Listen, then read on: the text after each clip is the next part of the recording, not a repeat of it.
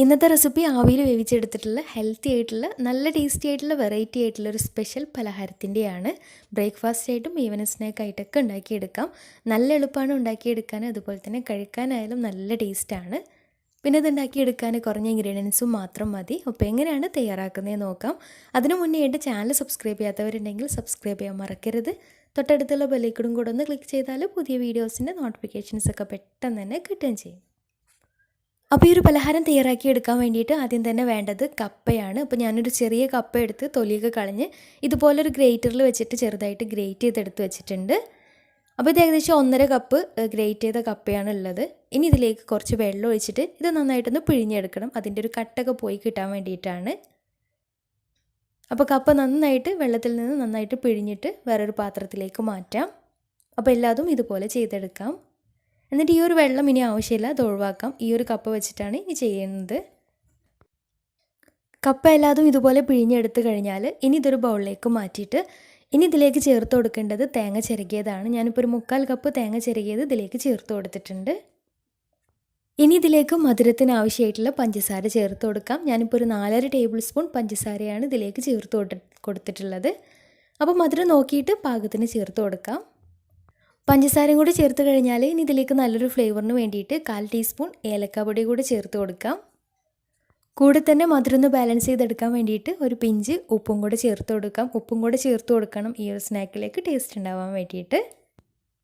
ഇനി ഇവയെല്ലാം കൂടെ കൈ വെച്ചിട്ട് നന്നായിട്ടൊന്ന് മിക്സാക്കി എടുക്കണം. പഞ്ചസാരയും ഉപ്പൊക്കെ എല്ലാ ഭാഗത്തേക്കും നന്നായിട്ടൊന്ന് പിടിക്കണം. അപ്പോൾ കൈ വെച്ചിട്ട് നന്നായിട്ടൊന്ന് മിക്സാക്കി എടുക്കാം. അപ്പോൾ ഇതിൽ ഏകദേശം ഒരു നനവൊക്കെ ഉണ്ടാവും. ഇനി ഇതിലേക്ക് ചേർത്ത് കൊടുക്കുന്നത് 1/4 കപ്പ് റവയാണ്. അപ്പോൾ റവ കൂടെ ചേർത്തിട്ട് നന്നായിട്ട് മിക്സാക്കി എടുക്കാം. ഇതിലേക്ക് എക്സ്ട്രാ വെള്ളം ചേർക്കേണ്ട ആവശ്യമൊന്നുമില്ല. ഇതിൽ തന്നെ ഓൾറെഡി കുറച്ചൊരു വെള്ളത്തിൻ്റെ അംശം ഉണ്ടാവും. അപ്പോൾ അത് വെച്ചിട്ട് നന്നായിട്ട് മിക്സാക്കി എടുക്കാം.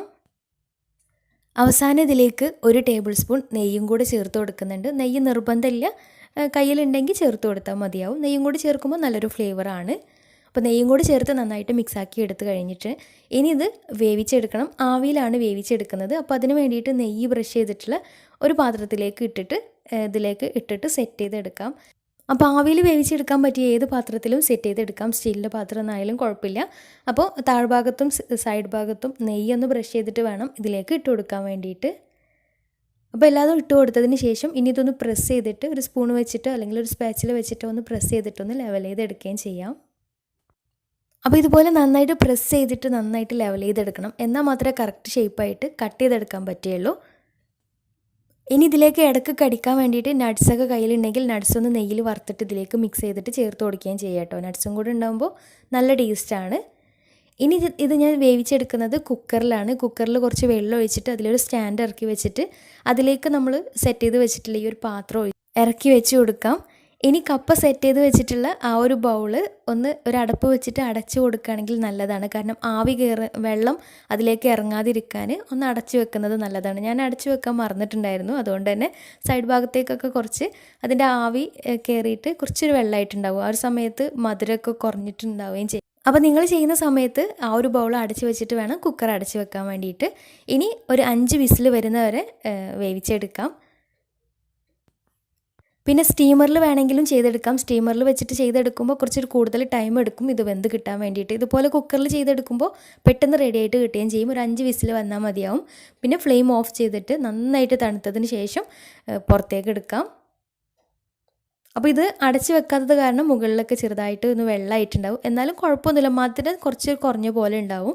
ഏതായാലും തണുത്തതിന് ശേഷം മാത്രം കട്ട് ചെയ്തിട്ട് സെർവ് ചെയ്യാം. നന്നായിട്ട് തണുത്തതിന് ശേഷം മാത്രമേ കട്ട് ചെയ്യാൻ പറ്റുള്ളൂ. എന്നാൽ മാത്രമേ കറക്റ്റായിട്ട് ഷേപ്പായിട്ട് കിട്ടുകയുള്ളൂ. അല്ലെങ്കിൽ ഒരു ലൂസായിട്ടുള്ള പോലെ ഉണ്ടാവും. അപ്പോൾ നല്ല ടേസ്റ്റാണ് ഇത് കഴിക്കാനായിട്ട്. അടിപൊളി ടേസ്റ്റാണ്. തീർച്ചയായിട്ടും ട്രൈ ചെയ്ത് നോക്കുക. ഹെൽത്തി ആയിട്ടുള്ള സ്നാക്ക് തന്നെയാണ്. അപ്പോൾ ഏകദേശം നമ്മൾ കപ്പ പുഡിംഗ് ഉണ്ടാക്കുന്ന അതേ ഒരു ടേസ്റ്റൊക്കെ ഇതിൽ വരുന്നുണ്ട്. അപ്പോൾ ഇത് ട്രൈ ചെയ്തിട്ട് നിങ്ങളുടെ ഫീഡ്ബാക്ക്സ് താഴെ കമൻറ്റ് ബോക്സിൽ അറിയിക്കാൻ മറക്കരുത്.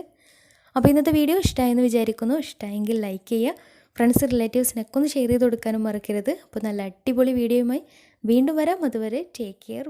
ബൈ. Thank U.